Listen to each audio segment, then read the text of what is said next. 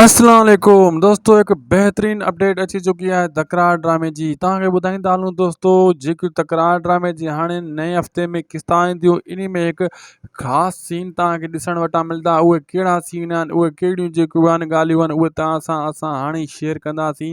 मुंहिंजे ख़्याल में दोस्तों हीउ वीडियो नंढिड़ो वीडियो तव्हांखे आख़िर ताईं ॾिसणु घुरिजे। जे तव्हां आख़िर ताईं हिन वीडियो खे न ॾिसंदव त थी सघे थो तव्हां खां इहे सॼियूं अपडेटां मिस थी वञनि, मिस अंडरस्टैंडिंग थी वञे।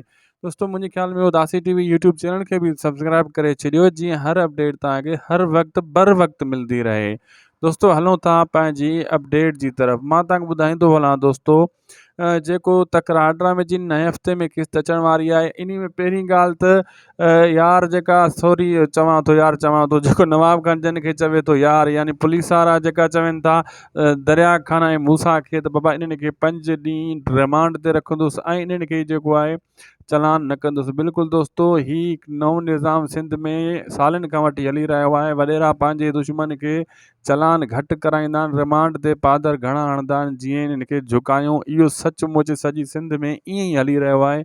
उन हिसाब सां उन जी अकासी कंदे हिन फिल्म में, हिन ड्रामे में मूसा ऐं दरिया खान, नवाब खान ऐं पुलिस जो जेको तव्हां सीन ॾिसी रहिया आहियो, उन जी अकासी करे रहियो आहे। जेको सिंध में हिन टाइम इहे हली रहिया आहिनि त रिमांड ते ई दुश्मन खे झुकायो वेंदो आहे, इन खे चलान नाहे कयो वेंदो।